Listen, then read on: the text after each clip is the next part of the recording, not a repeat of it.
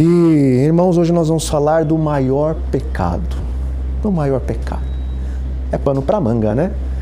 Maior pecado, vem muitas coisas na nossa mente. O que é o maior pecado? Mas vamos abrir lá a palavra de Deus em 1 João, no capítulo 3, versículo 4. 1 João 3, versículo 4.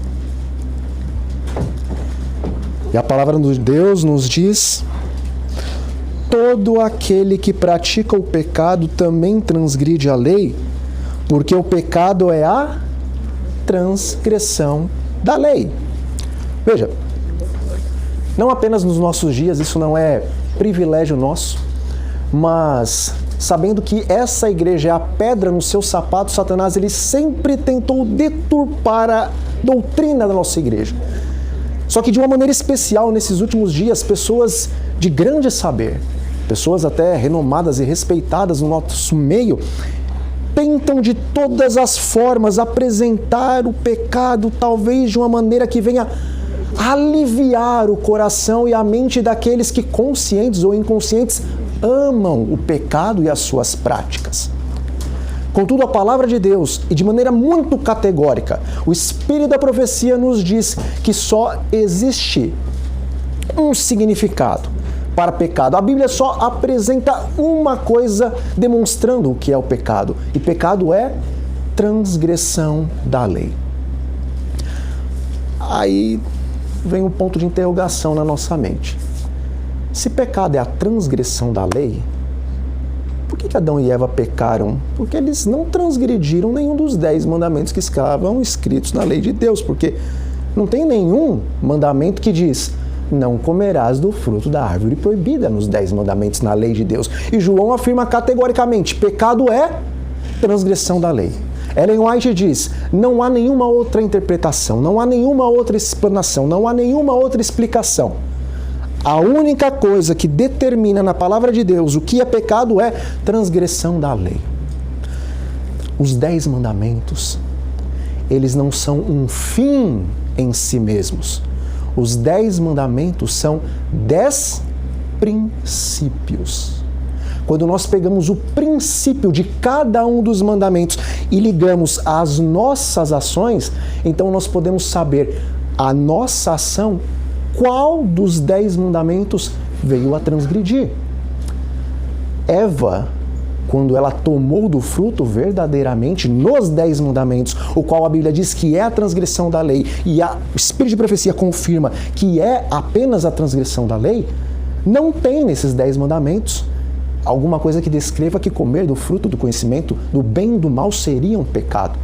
Todavia, Deus, ao falar para Eva, e também para Adão, que eles não deveriam comer do fruto do conhecimento do bem e do mal, porque esse pertencia a quem? A ele. Deus era o detentor e o conhecedor do bem e do mal, e ele tão somente concedeu para os seus filhos o conhecimento do quê? Do bem. O conhecimento do que era mal e que nunca seria praticado era de Deus. E está escrito: não cobiçarás. Eva cobiçou o que não era dela. O conhecimento do quê? Do bem e do mal. Deus, ele disse: no dia em que dele, do fruto, comerdes, certamente vocês morrerão. Eva, ao tomar do fruto e comer, ela estava transgredindo um mandamento que diz: não matarás. O Senhor também disse: não terás outros deuses diante de ti. Mas a serpente diz: será semelhante ao Altíssimo. Eva estava fazendo de si mesma um Deus. Quando associamos a ação ao princípio, nós conseguimos encontrar onde vai o pecado. Eva e também Adão transgrediram a lei de Deus. Por que Adão transgrediu a lei de Deus?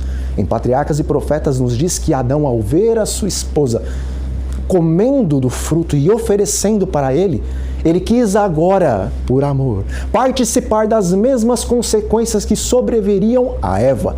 Todavia, a palavra de Deus, Ela nos ajuda a entender que devemos amar a lei de Deus. O resumo dela é amar a Deus acima de todas as coisas e ao teu próximo como a ti mesmo. Mas o primeiro e grande mandamento é amarás o Senhor teu Deus de todo o teu coração, de todo o entendimento, com todas as suas forças. Adão colocou Eva como seu ídolo. Ele se prostrou diante daquela a qual ele tinha diante de si todos os dias. Ele preferiu a Eva do que ao Criador, transgredindo assim o segundo mandamento. Pecado é a transgressão da lei. Nos 10 mandamentos não tem nenhum versículo, não tem nenhuma ordem dizendo: não terás relações com pessoas do mesmo gênero. Mas por que os de Sodoma e Gomorra, então, pecaram se não tem abertamente na lei de Deus um mandamento que diz que não se deve fazer isso? O corpo era de quem? Dos anjos. Quando um homem se casa com uma mulher, os dois se tornam o quê? Uma só carne. Então o corpo do homem não é apenas mais dele, mas também é da sua esposa. E o corpo da esposa não é apenas mais dela, mas também é do marido. Qualquer relação que seja além disso, também é uma relação de cobiça, porque não te pertence. O corpo pertencia aos anjos, mas eles queriam violar aquilo que não pertencia a eles. A cobiça. É lógico que se nós formos explanar este pecado em si, o pecado da sodomia, nós vamos encontrar muitas outras brechas, se assim eu posso dizer, em outros dos 10 mandamentos. Mas é só um exemplo, para que os irmãos entendam que a ação ligada ao princípio, nós podemos então saber qual dos 10 mandamentos estamos quebrando. Veja, quando nós falamos de sodomia, a palavra de Deus ela deixa bem claro que isso é o que aos olhos do Senhor? Abominação. De Gênesis até o Apocalipse, também nos diz ali, os efeminados eles não vão entrar no reino dos céus. Isso parece, a Bíblia também apresenta, como um pecado tão horrendo, que para muitos cristãos o maior de todos os pecados é uma pessoa se relacionar com uma pessoa do mesmo gênero. Isto é abominável. E a palavra de Deus diz que realmente o é. Mas esse não é o maior pecado. Lá em Patriarcas e Profetas, página 165, o Espírito Santo, através da sua profeta, diz o seguinte: o Redentor do mundo declara que há maiores pecados do que aqueles pelos quais Sodoma e Gomorra foram destruídas. Irmãos, não apenas nessa igreja, mas em outras igrejas, muitos têm o pensamento de que de todos os pecados, esse realmente é o maior dos pecados. Todavia, o Espírito Santo ele diz para a sua profeta que esse não é o maior. Ele não diz que não é pecado. Pelo contrário, a palavra diz que isto é abominação. Mas ele não é o maior. Existem maiores pecados do que esse. E talvez se os irmãos agora começarem a pensar quais são pecados maiores do que o pecado da sodomia, vão vir muitas coisas nas suas cabeças. Esses dias mesmo, não me lembro se aqui no Sul, em outro estado do Brasil, um jovem, por conta de um desafio de videogame, entrou em uma escola e assassinou ali pelo menos uma criança e feriu outras mais crianças. E se fosse possível, talvez ele teria feito uma obra ainda mais horrenda. Então, alguns que têm horror a assassinato de um menor, olhariam para esse pecado e diriam: meu Pai amado, esse é o maior pecado do que o pecado da sodomia. E realmente existem muitos pecados e muitos pecados horrendos, e se a gente tivesse entrada talvez na Deep Web, nós entenderíamos um pouco mais o que está abaixo da superfície. Nós entenderíamos um pouco mais quais são os pecados nojentos e abomináveis dos nossos dias. Todavia, o Espírito Santo ele inspirou a sua profeta nesse texto a falar apenas de 3 pecados. O primeiro é o da sodomia, e ela diz: não é o maior pecado. Existem maiores do que esse. E talvez quando eu apresentar qual é um pecado maior do que esse, os irmãos até digam: uau, eu não entendia assim. Mas o Espírito Santo, através da sua profeta, diz aqueles que ouvem o convite do Evangelho, chamando os pecadores ao arrependimento e não o atendem, são mais culpados perante Deus do que o foram os moradores do Vale de Sidim, ou seja, do que os sodomitas. Se tornou tão comum ver as pessoas rejeitando o Evangelho. Acho que ainda não é minha hora. Não preciso aceitar Jesus agora, já sou bom, alguma coisa desse tipo. Se tornou tão comum que, embora nós ficamos compadecidos dessas pessoas, mas nós não temos ideia do que realmente é diante dos olhos de Deus uma pessoa receber a palavra do Senhor, receber o convite da vida eterna, porque o Filho unigênito de Deus deu a sua vida para ela, sacrificou-se por ela. Nós não temos ideia do que é aos olhos de Deus quando uma pessoa recebe o convite da salvação e ela diz não. Aos olhos de Deus, é pior do que o pecado da sodomia. Irmãos, Jesus é Deus. Jesus é Deus eterno, um com o Pai e com o Espírito Santo por toda a eternidade. Nada existiu antes de Cristo, mas tudo que existe veio a partir de Cristo. Jesus é o grande eu sou. Quando se diz que Jesus é o grande eu sou, Jesus é a existência. Você tem ideia disso? Já parou para pensar? Nunca existiu nada antes de Cristo, nunca existiu nada antes de Deus. Ele é a existência de todas as coisas. Ele sempre esteve vivo, antes dele não teve um nada. Nunca existiu nada, sempre existiu tudo, que é Deus. Jesus é tudo, ele é a existência no universo. Todo o universo existe por causa dele. Isso é grande demais, meus irmãos. Mas na eternidade, ele, o Pai e o Espírito Santo sentaram ali juntos. O homem provavelmente vai pecar um dia. Ou seja, o homem vai pecar um dia. Você, meu filho, você é o doador da vida. Eu não posso fazer qualquer coisa para salvar os homens, porque eu sou o arquiteto de todas as coisas, mas nós dividimos os afazeres, se assim eu posso dizer, com relação ao governo do universo, e você é o doador da vida. A vida está em ti. Só você pode ser a luz do mundo, ou o mundo para sempre ficará em trevas. O Espírito Santo não pode dar a vida pelos seres humanos, porque ele não é o doador da vida física, mas é o doador da vida espiritual. Só você pode fazer a parte do plano, a qual é sacrificar-se, dar a sua vida para salvar os moradores da terra. Certo, Pai? Mas e quem pecar? Filho, quem pecar, esse morrerá.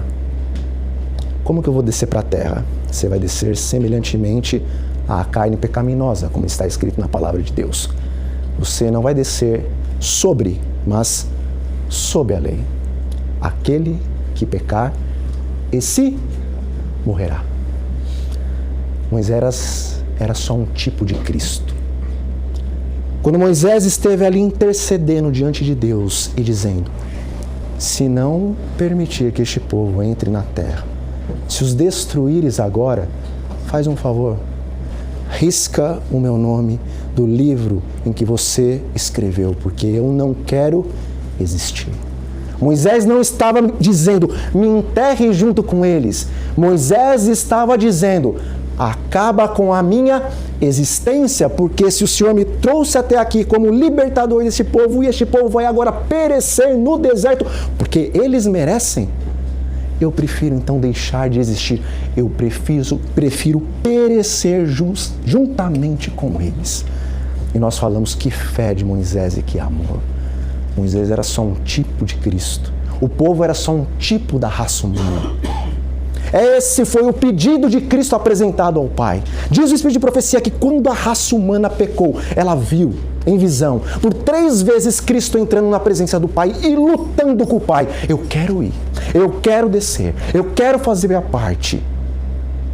E fala que não foi fácil para Deus liberar o seu Filho para vir a este mundo, para poder sofrer tudo quanto ele sofreria, e para correr o risco de, se porventura, debaixo da lei de Deus, em semelhança de carne pecaminosa, se Cristo pecasse, nunca mais. Aquele que é o grande eu sou, o que existiu desde sempre, que todas as coisas foram criadas por ele, nunca mais o grande eu sou veria a face do Pai.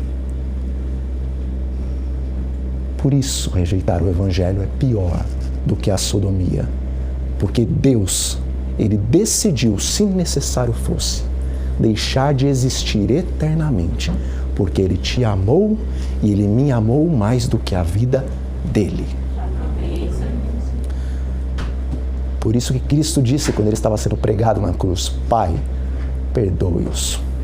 Eles não têm a mínima consciência, a mínima ideia do que eles estão fazendo. É um pecado horrendo. E se eu dissesse que tem pecado maior do que esse? Os irmãos acreditariam? A profeta, então, ela apresenta um pecado maior do que esse, é o terceiro e último dela. E ela diz: ainda maior pecado é o daqueles que professam conhecer a Deus e guardar os seus mandamentos e, contudo, negam a Cristo em seu caráter e vida diária. Patriarcas e Profetas, página 165. Vamos trazer para os nossos dias, ou colocar palavras mais claras. E ainda maior pecado é o dos adventistas do sétimo dia, que professam conhecer a Deus e guardar os seus mandamentos e, contudo, negam a Cristo em seu caráter e em sua vida diária. Em Serviço Cristão, nas páginas 40 e 41, o Espírito Santo, ele pede para a sua profeta escrever uma solene advertência. Ela diz: é uma solene advertência que eu faço, é uma solene declaração que eu faço à igreja de que nenhum entre 20 dos nomes que se acham registrados nos livros da igreja se acha preparado para finalizar a sua obra na terra e se encontram tão sem esperança em Deus e sem esperança no mundo como pecador comum. Deus diz que há um pecado maior do que o pecado dos sodomitas, é o de rejeitar o Evangelho. E Deus diz que há ainda um pecado ainda maior do que esse. É o pecado daqueles que professam ser guardadores do sábado e conhecer os mandamentos de Deus e, todavia, negam o Senhor em sua vida diária e em seu caráter. E mais para frente ela escreve em Serviço Cristão: nenhum entre cada 20 dos nomes da igreja está preparado para terminar a sua obra na terra e se encontram tão sem esperança em Deus e no mundo como pecador comum. Irmãos, eu acho que eu fui muito claro, mas eu posso ser um pouco mais claro? Porque Deus, Ele diz que nós deveríamos comprar colírio para abrir os nossos olhos. Nós precisamos enxergar, porque pensamos que somos ricos e abastados e não temos falta de coisa alguma. Mas o Senhor fala: olha, vocês são miseráveis, pobres, cegos e nus. Vocês precisam comprar esses elementos, vocês precisam comprar essas mercadorias que eu tenho a oferecer para que vocês possam se salvar. E uma delas é o colírio para vocês abrirem os seus olhos. E Deus quer que os nossos olhos sejam abertos. Ele é o médico dos médicos. Ele sabe que o nosso problema é grave e que o nosso câncer não é benigno, é maligno. Só que só Ele pode curar este câncer. Mas para Ele curar o câncer, assim como a irmã falou, nós temos que abrir a porta. E nós só vamos abrir a porta para Cristo depois que os nossos olhos forem abertos e compreendermos quem nós somos. E se eu posso ser mais claro do que até aqui eu fui, dizendo o Espírito de profecia que pecado maior do que aquele pecado dos que rejeitam a graça é o pecado dos adventistas do sétimo dia, que dizem, professam ser guardadores dos mandamentos de Deus, mas não são, que negam a Cristo em seu caráter e sua vida diária. Nesse exato momento que nós estamos aqui na igreja, pensamos que somos o povo do advento, o povo que verá Jesus voltar e que será transladado naquele grande dia. Nesse exato momento, de acordo com o texto do Espírito de profecia, tirando Satanás e os seus demônios e mais alguns poucos criminosos extremamente horrendos que existem no mundo, os mais abomináveis diante de Deus são os falsos adventistas do sétimo dia. Quando eu li essa semana esse texto com a minha esposa, nós não tínhamos palavras para fazer comentário. O texto falava por si mesmo. Irmãos, quando Cristo morreu na cruz e foram conferir se realmente ele estava vivo, alguém pediu para que ferisse o seu lado. E o seu lado foi ferido. E quando foi ferido o seu lado, o que saiu de lá? E o que mais? Sangue. A palavra de Deus nos diz que saiu 2 correntes do lado de Cristo. Não foi só sangue e não foi só água. Foi água e sangue. A palavra de Deus nos diz que a vida está onde? No sangue. Justiça imputada. Jesus derramou a sua vida para que nós tivéssemos vida. Mas a palavra de Deus compara a água com o quê? Com o Espírito Santo. Se beberes dessa água que eu te der, fontes jorrarão de dentro de você. Você vai ser um instrumento nas minhas mãos e você vai ser cheio do Espírito Santo. Com a morte de Cristo não nos foi concedida somente justiça imputada, para que os nossos pecados fossem perdoados e nós pudéssemos ir para o céu. Quando Jesus morreu na cruz do Calvário, o seu sacrifício, a sua expiação, nos concedeu não apenas graça e vida eterna. O seu sacrifício nos concedeu a presença e o poder do Espírito Santo, o qual o apóstolo Pedro nos diz que nos concede a natureza divina. Para que Deus nos concede a natureza divina, meus irmãos? Deus nos concede a natureza divina para que nós não nos assentemos na poltrona de Satanás, dizendo que não adianta, que não podeis deixar de pecar, que não há em vós poder para vencer. Não há poder em vós separados de Cristo, mas tendes o privilégio de ter Cristo permanentemente em vosso coração pela fé. E Ele pode vencer o pecado em vós quando com Ele cooperardes. Amém. Nossa alta vocação, página 71. Essas não são minhas palavras. Essas não são palavras de Ellen White. Essas são as palavras do Espírito Santo. Amém. Não vamos pecar até a volta de Jesus. Aquele que se assenta na cadeira de Satanás dentro da igreja diz: nós somos pecadores e por isso nós somos obrigados a pecar. Mas quando Jesus habita dentro de nós constantemente e nós auxiliamos a Ele, nós podemos vencer o pecado. Amém. E existe muita filosofia, existe muita teoria. Como assim? O que é pecado? O que? Tem o pecado de levantar a mão, tem o pecado disso. Pecado é transgressão da lei. A Bíblia diz, o Espírito de Profecia diz e ponto final. Como vencemos o pecado? Como vencemos o transgredir a lei de Deus? Até que ponto que nós vamos chegar? Irmãos, não precisa filosofar. Deus disse: comigo vocês vão vencer o pecado, comigo vocês vão deixar de transgredir a lei de Deus. Não importa até que ponto vocês vão chegar, importa que eu, que sou Deus, o juiz de todo mundo, eu vou olhar para vocês e vou dizer: não tem pecado. Amém. Mas o Espírito de Profecia, através do Espírito Santo, ele vai mais além. Ele nos diz o que é vencer o pecado. Bom, diz o Espírito de Profecia, Ele, Jesus, não consentia com o pecado, nem sequer por um pensamento, irmãos. Nem sequer por um pensamento ele cedia à tentação. Esse era Jesus aqui na terra. Só que ela continua. O mesmo se pode dar conosco. Amém. Não condescender com o pecado, não ser vencido por um pensamento sequer. O Espírito Santo está dizendo: você e eu podemos. Amém. Como? Ela continua. A humanidade de Cristo estava unida à divindade do Pai. Ele veio em semelhança de carne pecaminosa. A carne de Cristo era fraca. Como que ele vencia?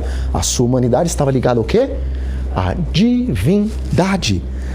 Ele estava habilitado para o conflito mediante a presença interior do Espírito Santo. Como que Jesus vencia? Porque ele era Deus? Não. Porque o Espírito Santo habitava nele diariamente, constantemente. E porque a carne dele estava ligada ao quê? Ao Pai. A carne não é mais forte do que o Espírito, irmãos. Ah, mas Jesus, parte era homem, parte era Deus. Ele tinha a natureza física, mas ele tinha a natureza espiritual, a natureza divina. Ele era um misto aí. Nós somos só pecadores, nascemos no pecado, etc e tal. Davi diz: eu fui gerado no pecado, minha mãe me concebeu em pecado. Como é que eu vou viver como Cristo? Como é que eu não vou condescender com o pecado e resistir todo o pecado até no pensamento? A palavra inspirada de Deus, ela continua e nos diz: e ele veio, Jesus veio, para nos tornar participantes da natureza divina. Uau! Já viram aquele meme? É isso que eu precisava. Eu sou carnal, nasci carnal, eu sou todo vendido, escravo do pecado, porque minha natureza é carnal, pecaminosa. A lei do pecado e da morte está aqui dentro. Mas Jesus veio para me dar a natureza divina. Se na carne pecaminosa habita a lei do pecado, então na natureza divina, que lei que habita? A lei de Deus. E qual das duas naturezas é mais forte? Continua o Espírito de profecia. Enquanto a Ele, enquanto a Cristo, estiverdes ligados pela fé, o pecado não mais terá domínio sobre vós. Amém. Deus nos toma a mão do que da fé. Deus nos toma a mão da fé e a leva a apoderar-se firmemente da divindade de Cristo, a fim de atingirmos o quê? Perfeição de caráter. Ellen White era uma perfeccionista? Não. Ellen White não era uma perfeccionista, ela era uma profeta. E se a profeta de Deus diz que nós, pelo poder do Espírito Santo, recebendo natureza divina, podemos alcançar perfeição de caráter e vencer todo o pecado como Cristo venceu, a ponto de não condescendermos com Ele, nem sequer em um pensamento cedermos à tentação, é porque é possível. Amém. O que é a fé? A fé é a certeza das coisas que se esperam, e mais do que isso, é a convicção de fatos que ainda não se veem. Quando eu olho para mim e eu leio esse texto, eu digo, é impossível. E quando eu olho para Deus e vou murmurar e dizer é impossível, o Senhor lá do céu diz, é mesmo, é impossível.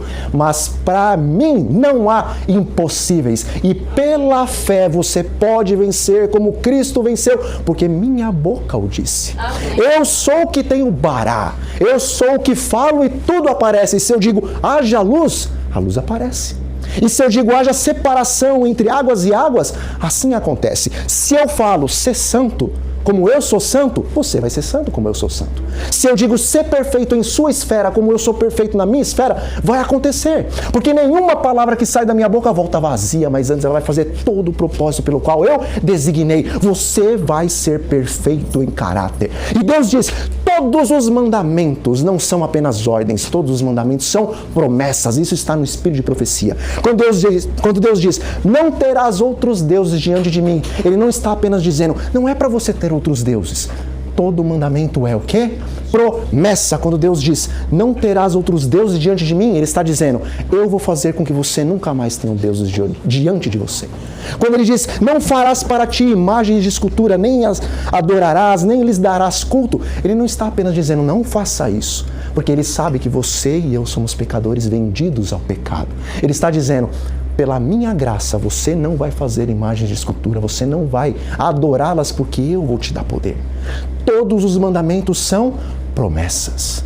Deus promete para você, Deus promete para mim que nós podemos guardar a lei de Deus em nossa esfera, assim como Jesus guardou a lei de Deus na esfera dele. E o último texto que eu vou ler está lá em Conselhos para a Igreja, página 343, e diz assim, nenhum de nós, está falando para adventistas aqui, nenhum de nós jamais receberá o selo de Deus, enquanto o caráter tiver uma nódoa ou mácula sequer. Nenhuma nódoa, nenhuma mácula. Cumpre-nos remediar os defeitos de caráter, purificar de toda a contaminação o templo da alma. Então, a chuva serôdia cairá sobre nós, como caiu a chuva temporã sobre os discípulos no dia do Pentecostes. Amém. Nós precisamos do selo de Deus? Sim. Porque sem o selo de Deus, não há chuva serôdia. E sem chuva serôdia, ninguém pode passar pelo tempo da angústia de Jacó e sair vencedor e ser transladado naquele dia, o qual os ímpios estarão gritando para as pedras, clamando para os montes: caiam sobre nossas cabeças, nos esmaguem, nos sepultem vivos, porque nós não podemos e não queremos ver a glória daquele que está assentado no trono e do Cordeiro, porque chegou o dia da ira deles. Mas aqueles que receberem o selo, aqueles que receberem a chuva serôdia, em vez de estarem uivando e clamando e suplicando a morte para não ver o rosto de Deus, eles vão estar como que protegidos na plataforma do Senhor, com seus rostos iluminados e a brilhar de santa consagração, cantando: Deus é o nosso refúgio e fortaleza. Ele é o nosso socorro bem seguro em todas as tribulações. Nós não vamos temer. O mar, ele pode aí inundar as cidades, nós não vamos temer. Os montes e as ondas podem tremer e espumar, nós não estamos nem aí. Sabemos que temos um rio, sabemos que há um rio na cidade de Deus. As suas correntes estão alegrando ali o paraíso do Senhor. Ali é a nossa morada. Nós estamos protegidos por Deus. As nações estão bramando, os reinos aí estão se enfurecendo. Mas agora o Senhor, ele disse: calai-vos, aquietai-vos, eu sou Deus, eu sou governador de todas as coisas. As lanças que estavam ali prontas para nos matar, Deus vai despedaçar elas. Os carros de guerra, os aviões de guerra, Deus vai colocar todos no chão. O Senhor está conosco. O Deus de Jacó é o nosso refúgio. Você e eu precisamos do selo de Deus. Você e eu precisamos da chuva serôdia. Você e eu precisamos representar o caráter de Cristo. Os 144 mil, diz a palavra de Deus, são imaculados diante do Senhor. Porque Ele vai nos cobrir com suas vestes. Ele vai nos cobrir com suas vestes. Mas o Espírito de Profecia nos diz que quando fechar a porta da graça, não haverá mais um intercessor entre Deus e os santos. E eles terão que viver à vista de um Deus santo sem o quê? Um intercessor. Ele vai nos ter cobrido com as suas vestes, vai ter nos selado com o Espírito Santo, e Ele vai nos dar poder para caminharmos semelhante a Ele no tempo da angústia de Jacó, quando não houver mais um intercessor entre Deus e os homens. Por que ninguém pode aprender o cântico dos 144 mil? Porque ninguém vai viver essa experiência, irmãos. Só Jesus viveu nesta terra sem intercessor. Mas eu fomos chamados, não Daniel, não Abraão, não Isaac, não Jacó, não Enoque, você e eu. Nem Ellen White pôde. Ela disse que Jesus queria voltar naquele tempo, mas infelizmente, assim como que aconteceu com os israelitas que murmuraram e não puderam entrar em Canaã, infelizmente Deus teve que levar de novo o seu povo para o deserto. Mas agora nós estamos prestes a entrar na Canaã. Agora é o Josué virtual, se assim nós podemos dizer. Não é à toa que tem mais de 15 anos que esse pastor está aí na liderança da igreja. A primeira vez que ele foi pregar, ele falou mais de 30 vezes em sua pregação: passemos o Jordão, passemos o Jordão, passemos o Jordão. Deus estava confirmando que Ele quer fazer sua igreja passar agora pelo Jordão. Deus quer fazer o seu povo entrar na Canaã celestial, mas alguns vão ter que perecer porque estão se ajuntando com as midianitas. Deus não vai mandar o seu povo de novo para o deserto. Dessa vez Ele vai destruir, se necessário for, até os príncipes que estão se deitando com as midianitas virtuais. Mas Ele vai passar esse povo pelo Jordão. Amém. Essa é a hora, irmãos. Eu estou terminando, eu prometo. A hora é agora. A tua vida e a minha vida, do amanhecer ao anoitecer, deve ser mais santidade, mais pureza, mais semelhante a Cristo Jesus. Você e eu não podemos só pedir, buscar e bater insistentemente na porta para receber o Espírito Santo. Diz o Espírito de Profecia, em Eventos Finais, página 163, nós temos que importunar a Deus por essa bênção. E depois ela diz, nós temos que clamar igual Jacó por esta bênção. Deus quer que você e eu nos acheguemos a Ele, agarremos os seus pés e digamos: Senhor, eu não quero morrer neste deserto. Eu não vou deixar o Senhor ir enquanto não me purificar de toda a minha intemperança, enquanto não me purificar de toda a minha imoralidade sexual, enquanto não me purificar da minha murmuração, das minhas críticas, da minha avareza, do meu amor pelo mundo e das coisas que o mundo oferece, não vou te deixar ir enquanto o Senhor não arrancar isso de mim. Não vou te deixar ir enquanto o Senhor não me tornar coparticipante da tua natureza divina. Eu não vou permitir que o Senhor saia daqui enquanto não derramar sobre mim abundantemente as primeiras e as segundas chuvas. O Senhor me deu Jesus, e Jesus tem um caráter puro, santo, perfeito, na esfera dele, mas eu preciso disso na minha esfera. O Senhor disse que vai me dar. Eu preciso dessa bênção, porque o Senhor disse que o teu desejo para mim é a santificação. E eu sei que essa oração o Senhor não vai se negar a responder. Lute, meus irmãos, com Deus. É vida ou morte. E a maior parte da igreja, diz o Espírito de Profecia, não está pronta para terminar a sua obra na terra. Não é porque Deus não quer, é porque você e eu não queremos. Jesus está às portas. Ele só está esperando um povo que esteja preparado, porque Ele fez uma promessa. Nesse grande conflito entre Cristo e Satanás, entre a verdade e o erro, existem coisas legais, judiciais, se assim eu posso dizer. E ele disse: eu terei um povo imaculado na minha presença. Eu falei que aquele era o último texto? Perdão, eu menti. O último texto é esse. Em o desejado de todas as nações é dito, Jesus, próximo a ser crucificado, ele pôde dizer: aí vem o príncipe deste mundo. E ele não tem nada em mim, não achou nada em mim que ele pudesse apontar e falar: ele tem defeito, ele tem pecado. Ele vai ser vencido. Então o Espírito de Profecia completa. Essa deve ser a nossa situação perante Deus. Nada do diabo, nem mal, nem avareza, pornografia, intemperança, nada. Quem vai levar o bode para o deserto? Jesus? Era um homem forte, dentre o povo que era escolhido para pegar o bode e arrastar ele até o deserto. O povo que vai receber o selo de Deus, esse é o homem forte. Enquanto o bode vai estar se esperneando, se estribuchando, tentando fazer os 144 mil pecar, eles vão estar fiéis em Cristo, com os seus rostos resplandecendo de santa consagração e puxando o bode. Você não disse que era impossível o homem deixar de pecar? Nós estamos em Cristo sem pecar, pelo poder de Deus, até que o bode vai ser levado pelo deserto e Deus vai conceder, não apenas que os fundamentos da cidade estejam os nossos nomes, porque isso é para os apóstolos, não as portas da cidade vão ter os nossos nomes, porque isso é para os patriarcas, mas o muro da cidade, a proteção da cidade, tem 144 côvados, porque quem vai guardar, entre aspas, quem foi escolhido para por toda a eternidade ser as primícias de Deus e apresentados para todo o universo dizendo: o mal não vai se levantar segunda vez e nunca mais o homem vai pecar, quem garante isso são esses, as minhas primícias. Eles viveram o tempo da angústia de Jacó sem um intercessor e pelo Espírito de Deus guardaram a lei do Senhor. Toda a cidade está segura contra os inimigos.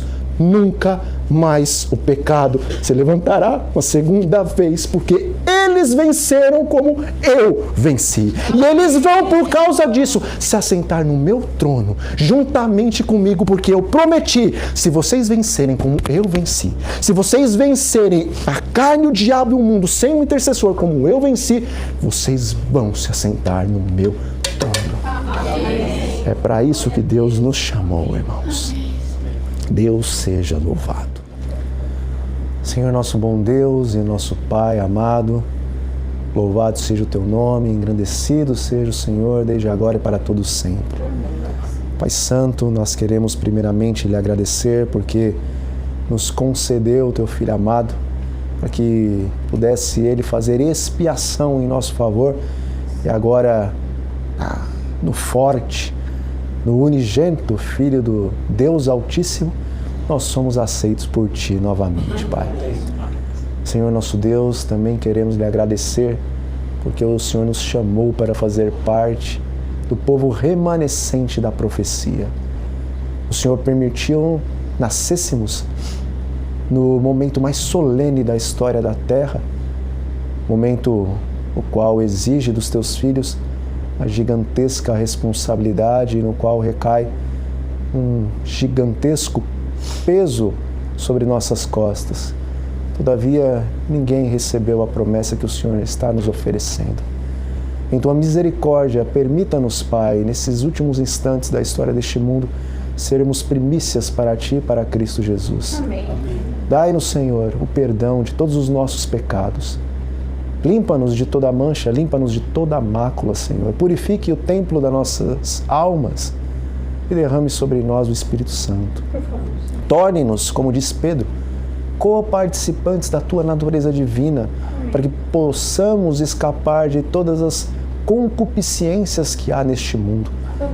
Dai-nos completa vitória em Cristo Jesus e, como Paulo, possamos dizer em santa humildade: agora já não sou mais eu quem vivo, mas Cristo vive em mim, e o viver que tenho nessa carne eu vivo pela fé no Filho do Homem, que por mim se entregou. Amém. Que essa seja a nossa realidade, que nenhum aqui venha faltar naquele dia, Pai. Que não estejamos naquela estatística dos nomes os quais se encontram registrados na igreja, que não estão preparados para finalizar a sua obra na terra, mas que nós estejamos entre aqueles os quais clamarão alegremente naquele dia e saltarão como bezerros que são soltos da estrebaria, dizendo: esse é o nosso Deus a quem aguardávamos e Ele nos salvará. Amém. E é em nome do Senhor Jesus que nós oramos, Pai. E lhe agradecemos as bênçãos. Amém e amém. Amém. Amém.